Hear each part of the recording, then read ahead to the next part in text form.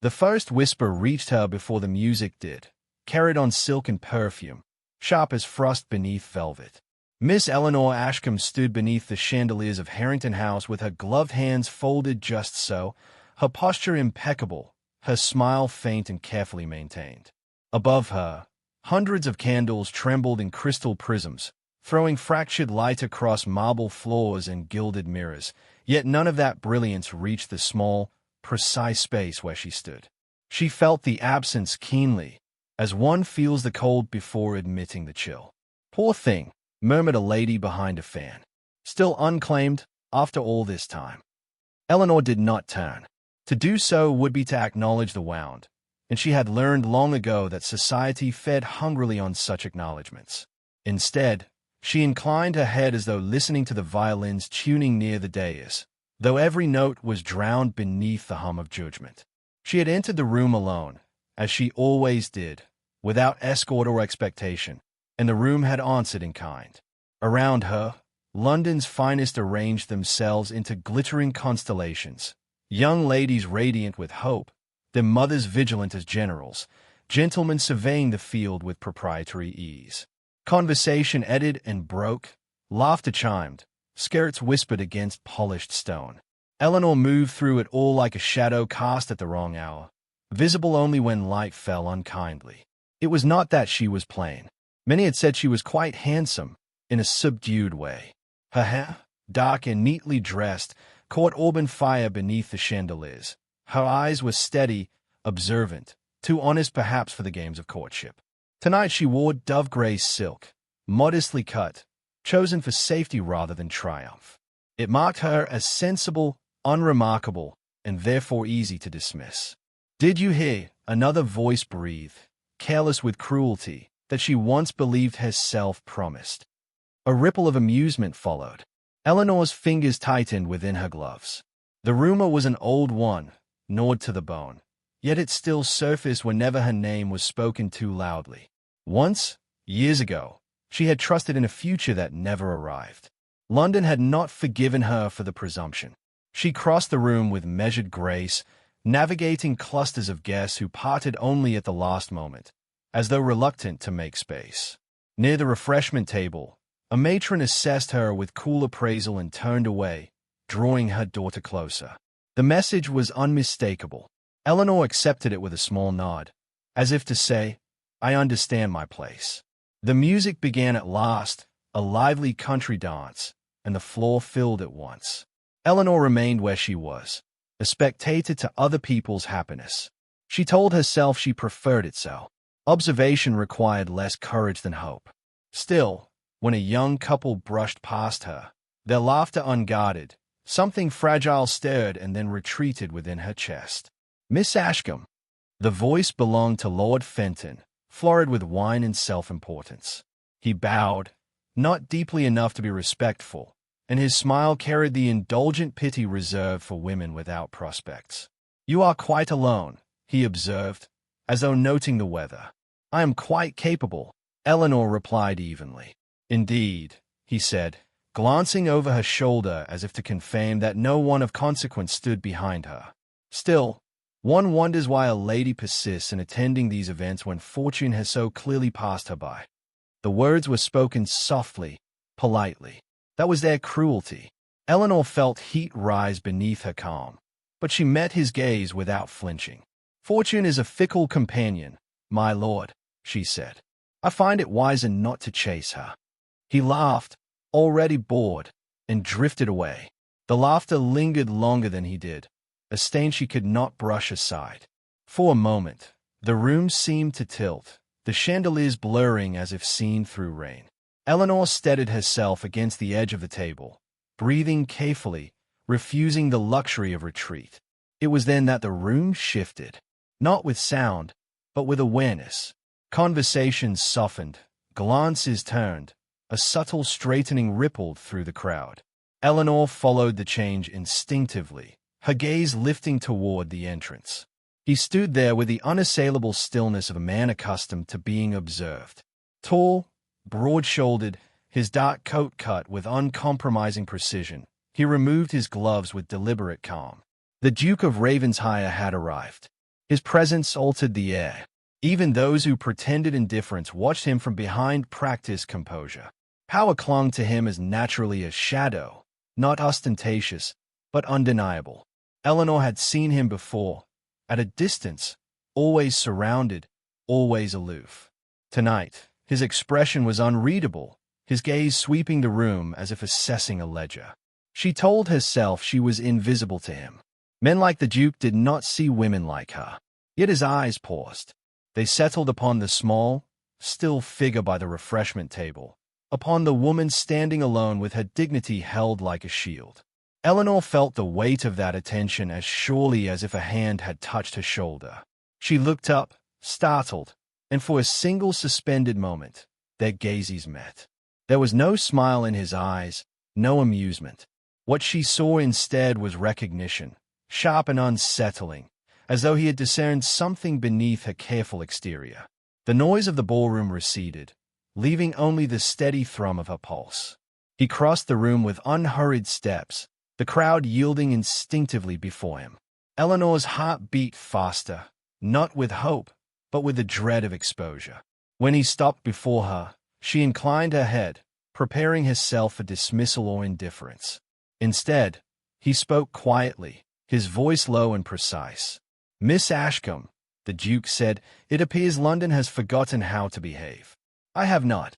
And with that single sentence, the balance of the room shifted, leaving Eleanor suspended between humiliation and something far more dangerous. Tonight, the Duke did not offer his arm, nor did he escort her onto the dance floor. Instead, he remained beside her as if the space itself now belonged to him, his presence a quiet barricade against further insult. Around them, curiosity stirred like disturbed dust. Eleanor felt it settle on her shoulders, heavy and unmistakable. She ought to have stepped away. She did not. "You look as though you might vanish," he said, not unkindly, his gaze fixed ahead. "I have perfected the art," she replied. "It is often safer." His mouth curved, briefly, into something not quite a smile. "Safety is overrated." Before she could answer, he inclined his head toward a passing footman. "Bring wine," he instructed, "and whatever Miss Ashcombe prefers." The servant hesitated only a fraction before obeying. Eleanor flushed, aware that eyes were upon them now without pretense. She felt exposed, yet anchored, as though a door had closed behind her, cutting off retreat. "You need not," she began. "I know precisely what I need not do," the Duke said softly. "Indulge me." Indulgence, she thought, had never been extended to her without cost. Still, she accepted the glass when it arrived, her fingers brushing the stem with care. The Duke did not drink. He watched the room instead, attentive in a way that unsettled her more than overt scrutiny. Within minutes, the whispers changed their shape. "Is she acquainted with him?" "Impossible. He would never. Unless—" Eleanor felt each fragment like a pinprick. She had not sought this attention. She had spent years evading it. Yet the Duke's proximity transformed her from overlooked to observed, from harmless to suspect. Power, she realized, was contagious. When the set ended, he moved at last, offering his arm with formal precision. "Walk with me," he said. It was not a question. They circled the perimeter of the ballroom, their pace measured, conversation sparse. He asked nothing of her history, her family, her failures. Instead, he spoke of the weather's unreliability, of a painting recently acquired, of horses bred for endurance rather than beauty. It was as if he granted her the rare courtesy of neutrality, neither judging nor rescuing. At the edge of the room, he stopped. "You will forgive me if I am direct," he said. "I dislike injustice, especially when it masquerades as politeness." She met his gaze, searching for mockery, for pity. She found neither. "Then you must find London exhausting, Your Grace." "Intolerable," he agreed. A pause followed, waited. "And you, Miss Ashcombe, have become tonight's entertainment." Her jaw tightened. "I assure you, that was not my intention." "I am aware." His voice lowered. "Nevertheless, you will be discussed." As if summoned, Lady Morecambe drifted near, her smile sharp as glass. "Your Grace," she purred, eyes flicking to Eleanor. "How fortunate you are to have discovered such unexpected company." The Duke turned fully toward her. "Indeed," he said, "I find surprises invigorating." Lady Morecambe faltered, then recovered, retreating with a stiff nod. Eleanor exhaled only when she was gone. "This will cost you," Eleanor said quietly. "Association with me rarely ends well." His eyes flicked back to her, assessing. "Is that a warning, or a plea?" "A fact." "Facts," he said, "are useful only when acknowledged." The evening ended soon after. The Duke escorted her to the carriage as though it were the most natural conclusion in the world. Outside, the night air smelled of damp stone and horses. He assisted her inside, his touch brief, correct. "Tomorrow," he said, "you will receive a package." Her brow furrowed. "I cannot accept." "You will," he interrupted calmly. "Consider it compensation for an evening stolen." He closed the door before she could protest further. The package arrived precisely at noon. Eleanor stared at it for a long moment before breaking the seal. Inside lay a slim volume of poetry, its leather worn, its margins annotated in a precise hand. Tucked within was a pair of dove-gray gloves, finer than any she owned. There was no card. Her maid hovered, wide-eyed. "Shall I tell anyone, miss?" "No," Eleanor said too quickly. Then, softer, "Tell no one." But London already knew. By afternoon, callers had begun to appear, thinly disguised under civility. Questions were asked, invitations extended and rescinded in the same breath. By evening, a note arrived from her aunt, urging discretion, restraint, gratitude.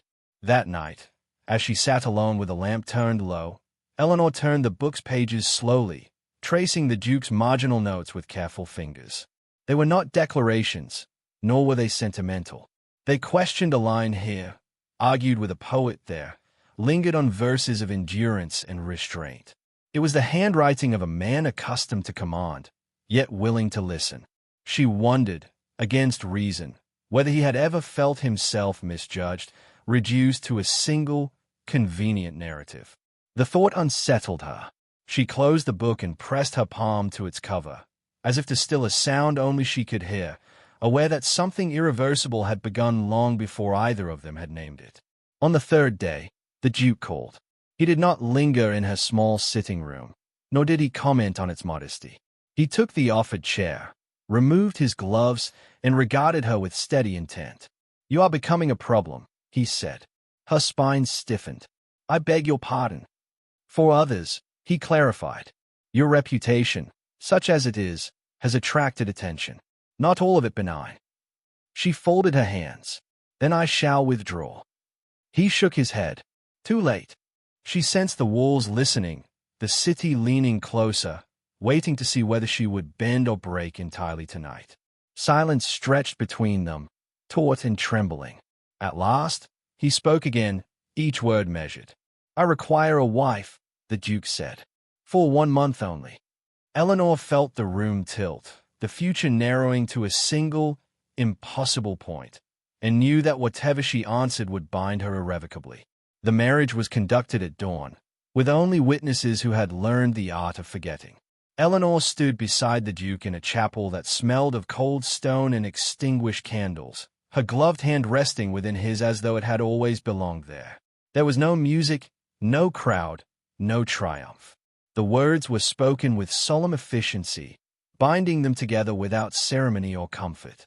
When it was done, she felt neither joy nor despair, only a strange stillness, as if the world had paused to watch what she would become. Ravensshire House received her in silence. Its vast corridors echoed beneath her careful steps, portraits of stained ancestors observing her progress with painted disapproval. Servants bowed with professional detachment, already practiced in discretion. Eleanor was shown to rooms prepared in haste yet furnished with taste, their windows overlooking gardens stripped bare by approaching winter. She thanked everyone and dismissed them, closing the door gently behind her, as though afraid the house might overhear her breathing. The Duke did not intrude upon her that day. He dined alone, worked alone, moved through his estate with the efficiency of a man accustomed to solitude. When they met in passing, Their exchanges were precise, courteous, distant. He called her my wife only when necessary, the titles sounding foreign upon his tongue. Eleanor told herself this was for the best. Proximity invited questions, and questions invited truth. At dinner on the third evening, he surprised her by remaining at the table after the servants withdrew. The candles burned low between them, shadows shifting across his features. He poured wine, offered it, waited. She accepted, aware that the silence carried intention. "You are not what I expected," he said at last. She lifted her gaze. "Nor are you, Your Grace." A faint smile touched his mouth. "Raven's hire will suffice. We are, after all, inconveniently bound." "Inconvenience implies regret," she said carefully. "Does it?" His eyes searched her face. "I find myself curious." Curiosity was dangerous. Eleanor felt it prickle along her skin. "Curiosity leads to disappointment," she replied. "I would spare you both." He leaned back, studying her as if she were a puzzle assembled with missing pieces. "You have been spared nothing," he said quietly. "And yet you endure." The words struck closer than she wished. She set her glass down before her hand could tremble. "Endurance is not a virtue," she said. "It is a habit." That night, rain came, insistent against the windows, drumming like a restless conscience. Eleanor sat by the fire with a book she could not read, her thoughts circling the same forbidden truths. She heard footsteps and did not look up until the Duke spoke her name. He stood across from her, coat discarded, sleeves rolled back, as if he had stepped out of formality into something perilously real. "I should apologize," he said, "for binding you to my necessity." "You were honest," she replied. "That is more than most." He approached the hearth, the firelight catching in his eyes. "Honesty," he said, "is rarely complete." Her breath caught. She knew then that the moment she had feared had arrived. "There are things you must not ask me," she said softly. "Then there are things you must trust me with," he countered. Silence pressed between them, heavy with unsaid names and years best forgotten. Eleanor felt the familiar tightening in her chest, the warning that confession would unravel carefully stitched composure. Yet something in his stillness invited it, demanded it. "I was once foolish," she began, her voice barely steady. "I believed myself chosen. I believed promises that were never meant to be kept." He did not interrupt. "When the truth emerged, it was too late to salvage anything but my pride." "London remembers," she said, bitter now. "It always does." His gaze sharpened. "That is not all." She closed her eyes. "No." The fire crackled, filling the space she could not. "There are consequences," she whispered. "A name that must not be spoken. A past that does not remain in the past." She opened her eyes to find him closer than before, not touching, waiting. "If you knew what I am," she said, the words tearing free at last, "you would never have offered me your hand." His expression changed then, not to anger, but to something like sorrow edged with resolve. "You mistake me," he said. "I did not offer. I claimed." The distinction unsettled her. "You cannot protect me from this." "Perhaps not," he admitted, "but I will not abandon you to it." Emotion surged, unbidden, dangerous. Eleanor stepped back, the distance between them widening like a chasm. "You must not care," she said. "This marriage ends. You will be free." He watched her with an intensity that stole her breath. "Freedom," he said slowly, "is rarely what we imagine." She fled then, not from him, but from the possibility reflected in his gaze. Alone in her chamber, she pressed her forehead to the cool glass, the rain blurring the world beyond. She had given him fragments, not the whole. She had not spoken the name, nor the night that haunted her waking hours. Yet even that partial truth had shifted something irrevocable between them. Sleep did not come. Each creak of the old house seemed an accusation, each tick of the clock a narrowing of choices. She lay awake, rehearsing futures that ended in ruin, imagining his voice uttering the forbidden name. Dawn would bring composure, she told herself, manners restored like armor. Yet beneath that resolve, fear coiled tightly, for she had seen in his eyes not suspicion, but allegiance forming too soon and knowledge unsettled her deeper than disgrace. Behind her, the fire burned low, and in the silence she understood with aching clarity that the Duke of Ravensshire was no longer merely her protector, nor her husband in name only. He had become the one man whose regard might destroy her completely, if he ever learned the rest. Rumor reached Ravensshire House before sunrise, carried by ink and malice, sealed in a hand that trembled with anticipation. Eleanor read the letter once, then again, her pulse steady despite the words that sought to undo her. The past had found its voice at last, sharpened into accusation. She folded the paper carefully and set it beside her plate, appetite forgotten. Across the table, the Duke observed her with narrowed attention, sensing disturbance without yet naming it. Outside, winter light crept through tall windows, illuminating dust motes that drifted like unspoken judgments. Silence thickened, waiting for ruin to choose form. He dismissed the servants with a glance and broke the seal himself, reading swiftly, then slowly. The change in him was immediate and profound, as though a blade had slipped between his ribs. He knew the name written there, knew its history, its reach. Eleanor watched him rise, her composure fraying at the edges. This was a reckoning she had anticipated, rehearsed, dreaded. He crossed the room once, twice, then stopped before her, holding the letter like evidence. Power radiated from him still, but now it carried pain. He breathed deeply, mastering fury before it mastered him entirely without mercy. "You should leave," Eleanor said, because flight had always been her final defense. "I will not have you ruined for my sake." Her voice did not waver, though something inside her fractured quietly. The Duke looked at her as if she had spoken an unfamiliar language. He set the letter down with deliberate care. "You mistake the nature of ruin," he replied. "I have faced it before." His calm unsettled her more than anger could have. It suggested choice, not reflex, intention rather than obligation. That terrified her, because intention meant permanence and consequence beyond anything she could escape alone. "The truth you hide," he continued, "was never the threat." He moved closer, voice low. "The threat is that you believe yourself unworthy of defense." Eleanor felt teased, threatened, despised them. "You cannot undo what I was," she said. "Nor should you try." He reached for her hand, then stopped, restraint trembling in the air. "I'm not interested in who you were," he said. "I'm deciding who you shall be protected as." The words struck like a vow unspoken yet binding. They tightened something irrevocable around her heart and breath, leaving no space for denial or retreat anywhere. "London will learn," she whispered, broken now. "They will destroy you with me." He smiled then, "A rare, dangerous thing. Let them try." He lifted her chin gently, forcing her to meet his gaze. "I will not allow a narrative written by cowards to govern my life." His certainty was terrifying, seductive. Eleanor realized with a hollow ache that he had crossed beyond convenience into resolve. Whatever shield he offered, it would cost him dearly.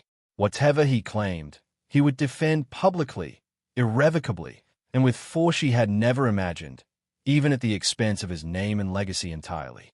"Prepare yourself," he said, releasing her. "Tomorrow, I will speak."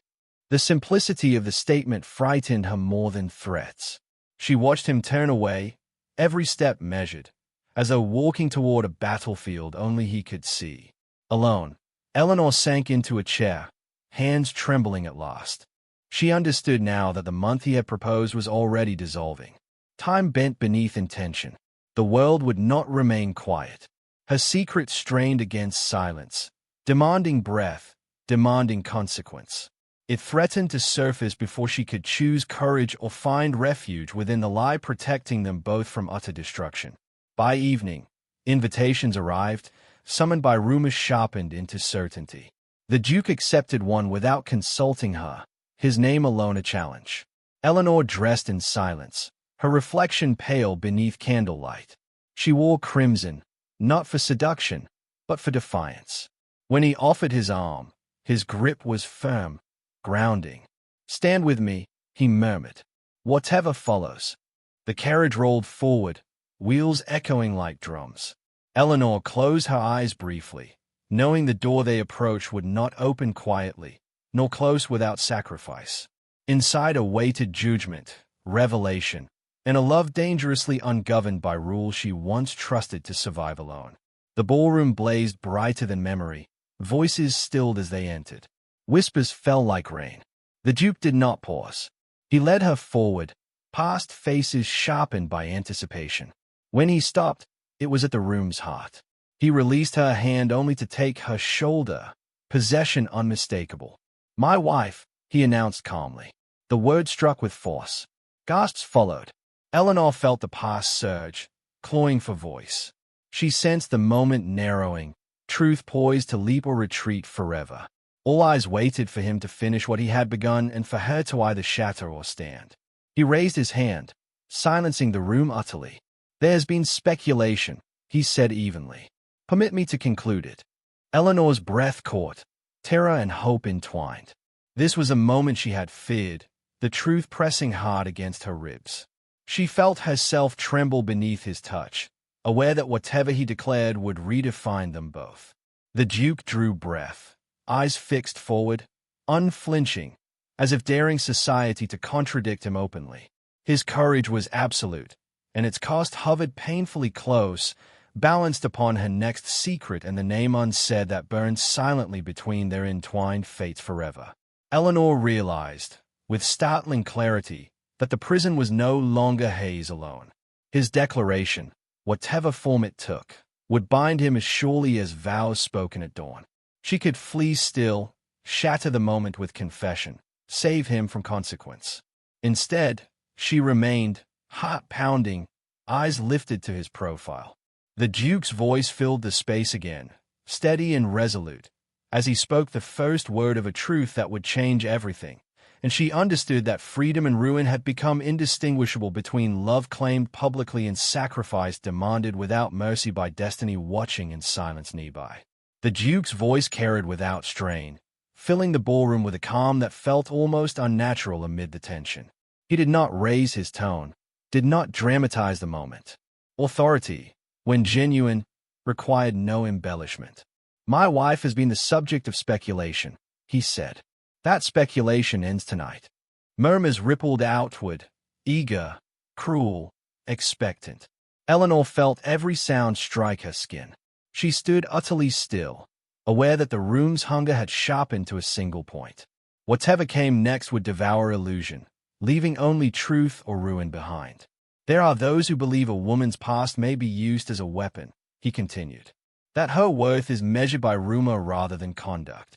His hand tightened slightly at her shoulder, not restraining, but anchoring. "I reject that measure." A hush followed, thick and absolute. Eleanor's pulse thundered.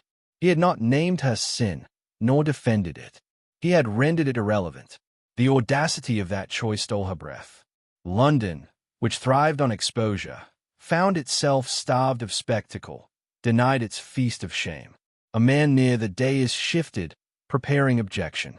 The Duke's gaze cut toward him with lethal precision. "Anyone who challenges my judgment," he said evenly, "may address me directly." No one spoke. The silence deepened, heavy with recognition of power exercised not in cruelty, but in refusal. Eleanor felt something inside her loosen, a knot she had carried for years beginning to unravel. She had expected sacrifice. Instead, he offered sovereignty, placing her beside him as equal witness to his will. The moment passed, as moments always do, leaving aftermath in its wake. Conversation resumed cautiously, reshaped by uncertainty. Some faces hardened with resentment, others softened with awe. The Duke led Eleanor away before the balance could shift again, his timing flawless.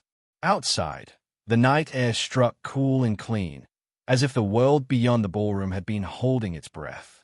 Eleanor trembled then, the delayed cost of restraint claiming her. He turned to her, eyes searching. "You should have run," he said quietly. "I would have understood."